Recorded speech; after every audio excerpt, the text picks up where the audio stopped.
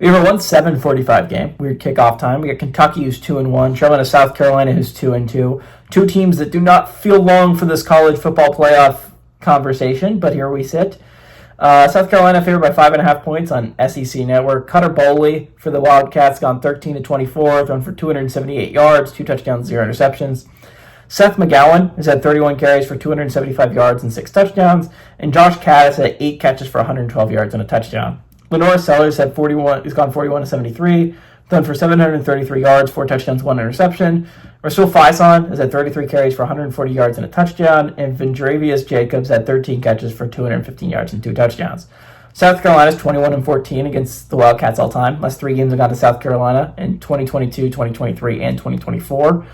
Stoops is 7-5 against South Carolina during his tenure, but he's only 1-3 against Beamer. Beamer has dominated him since he's been at South Carolina. So I think this game is interesting from the perspective of who are we still talking about next week. Now, to be fair, if South Carolina wins, we're talking about both teams next week, unfortunately. But Kentucky's not very good. Kentucky is, I think, the worst team in the SEC. I think between them and Florida is going to be a real tank battle at the end of the year. So I think it's really interesting to Kentucky's not a good football team. But we're still talking about them. They only have 1 loss. Theoretically speaking, they didn't put up a bad fight against Ole Miss.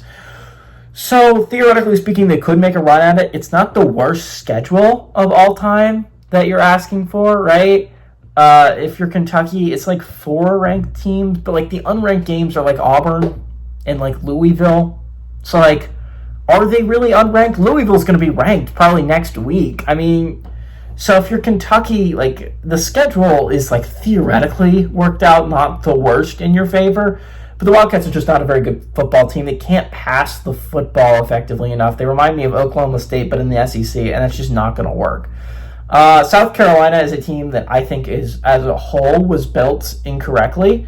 I don't think they put enough talent around Lenora Sellers. It was a lot of faith on Lenora Sellers, and he's not undeserving of the faith. He's a very good quarterback. He almost single-handedly won the Missouri game, but he can't just single-handedly get you into the playoffs. He can single-handedly get you 8-4 in a season, but that's not going to, single-handedly is not going to be enough to go to the college football playoffs if you're the Gamecocks. So again, South Carolina is a team that could upset anyone in any given week. They have the talent in Lenora Sellers to be able to upset anyone any given week, but they just don't have the consistency.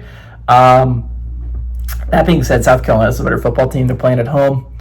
South Carolina has a hell schedule coming up, so they need to take advantage of wins like this when you get them because, oh my God, they only have 2 more games left against unranked competition after this one. And that's rough. You're going to have to upset a ranked team to go to the college football, to go bowling, right? If you're the Gamecocks, if you can win this game.